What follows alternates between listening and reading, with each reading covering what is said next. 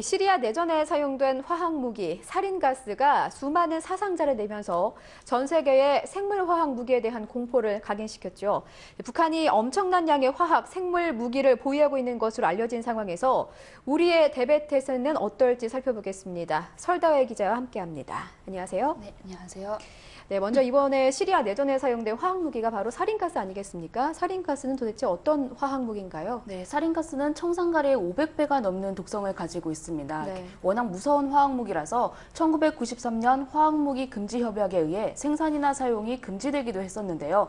이 색도 없고 냄새도 없어 호흡기나 피부를 통해 흡수되면 구역질과 메스꺼움을 동반하고 또 심한 두통과 근육경련, 설사 등의 증세를 보인 후에 결국 사망에 이르게 되는 매우 무서운 화학무기입니다. 네, 정말 말만 들어도 섬뜩한데요.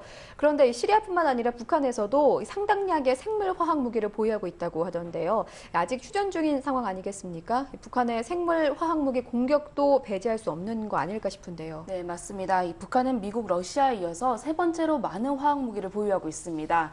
생물화학 무기는 꼭 미사일을 이용해서 사용하는 게 아니라 대포로도 쓸 수 있는데요.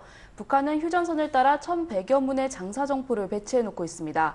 때문에 언제든 마음만 먹으면 생물화학 전쟁을 일으킬 수 있는 겁니다. 네, 냄새도 없고 아무것도 알 수가 없으니까 더 무서운 상황인 것 같습니다. 어떻게 대응하고 있는지가 지금 관건인 것 같은데요. 만반의 준비가 필요하지 않겠습니까? 네, 이 북한의 생물화학전 도발에 대비해서 우리나라는 정예부대를 만들어 훈련하고 있습니다. 바로 국방부 예하 국군 화생방 방호사령부인데요. 화생방 훈련은 물론 실제 생물화학 테러가 발생했을 때의 대응 방법까지 다양한 훈련을 하고 있었습니다. 생물화학 전쟁의 최정예 부대 국군 화생방 방호사령부를 다녀왔습니다. 서울 내곡동 한국군 유일의 국가급 대화생방 테러 부대인 국군 화생방 방호사령부가 자리 잡고 있습니다. 국군 화생방 방호사령부는 지난 2002년 창설된 이후 대규모의 국제적 행사에 참여해 성공적으로 화생방 작전을 수행해왔습니다. 지난 8월 21일 대테러 종합훈련장에 테러 상황을 대비한 훈련이 이루어지고 있습니다. 숲 곳곳에 숨어있는 병사들, 무장한 모습으로 신속하게 움직입니다. 긴장감이 맴도는 훈련장.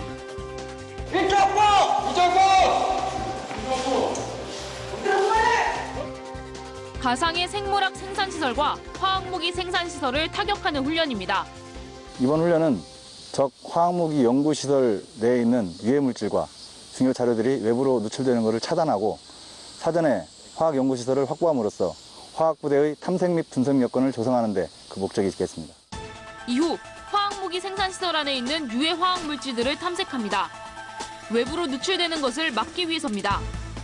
지금 저게 화생방 의심시설에 대해서 저희가 식별하고 거기에 따른 증거물들을 수집하기 위해서 임무를 수행하고 있습니다. 이 같은 훈련이 필요한 것은 바로 언제 다가올지 모르는 생물화학 전쟁과 테러 때문입니다. 특히 지난 8월 시리아에서 민간인을 대상으로 화학무기가 사용된 이후 훈련의 강도는 더 세졌습니다.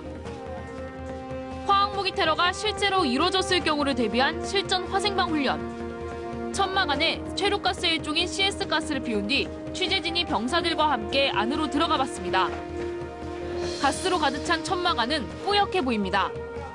정화통을 열자 매캐한 가스가 방독면 안으로 들어옵니다. 얼마 지나자 얼굴이 따갑고 숨이 막힙니다. 생물화학 무기의 위험성을 직접적으로 느낄 수 있는 훈련입니다.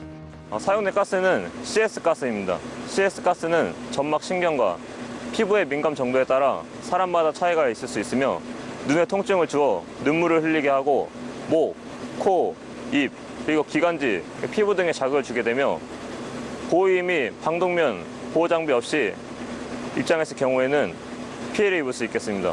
그리고 고농도 노출 시에는 구토를 유발할 수 있겠습니다.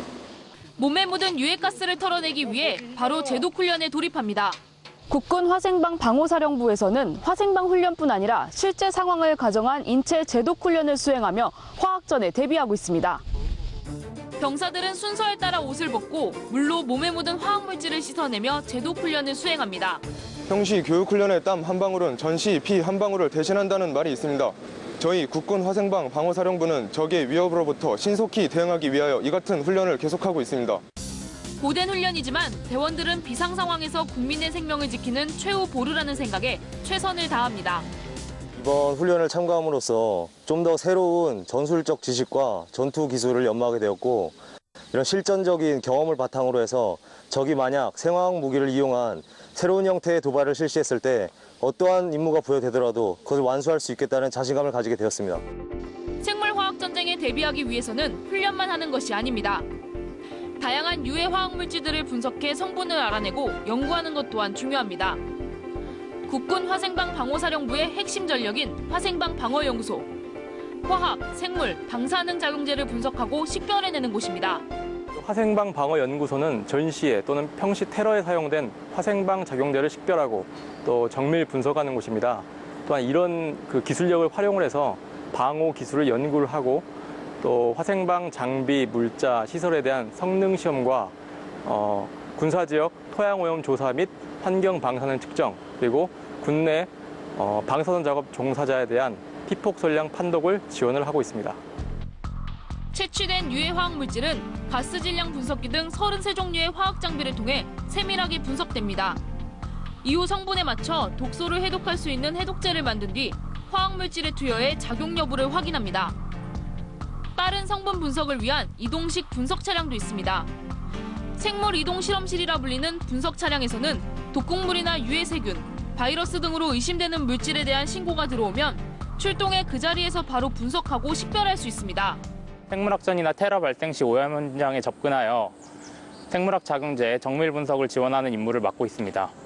보유하고 있는 분석 장비로는 생물학 실험실에서 가장 널리 사용하고 있는 유전자 분석 장비인 PCR과 리얼타임 PCR의 일종인 래피드를 구비하고 있습니다. 즉각적이고 치명적인 북한의 생물화학 전쟁 능력. 북한이 생물화학 무기를 스스로 폐기하지 않는 한 우리나라는 늘 그 위협과 공포에 시달려야 하는 상황입니다. 기존 군 전력에 더해 화생방 방호사령부의 역할과 능력을 더욱 키워야 하는 이유입니다. 네, 우리 군이 다양한 훈련을 통해서 생물 화학 테러에 대비하고 있다고 하니까 조금은 안심이 됩니다. 그런데 일반인들이 이런 테러 상황에 맞닥뜨렸을 때 대처하는 방법도 중요할 것 같은데요. 어떻게 하면 될까요? 네, 맞습니다. 언제 어디서 발생할지 모르는 테러인 만큼 미리 대책을 알아두면 좋겠죠. 네. 만약 주위에 이상한 용기나 물체에서 흰 연기가 나거나 메스꺼운 냄새가 나면 의심해보고 절대 발로 차거나 만져봐서는 안 됩니다. 이후 독가스라고 판단되면 물수건, 각종 마스크, 비닐 등을 이용해 호흡기를 보호한 후에 경찰, 소방, 군부대에 신고해야 합니다. 또한 바람이 잘 불어오는 높은 쪽으로 대피하는 것도 중요합니다. 네, 그렇군요. 더불어서 유해 화학물질에 대한 정보와 대처 방안들을 인터넷을 통해서도 쉽게 찾아볼 수 있어야 되겠습니다. 설다희 기자 수고하셨습니다.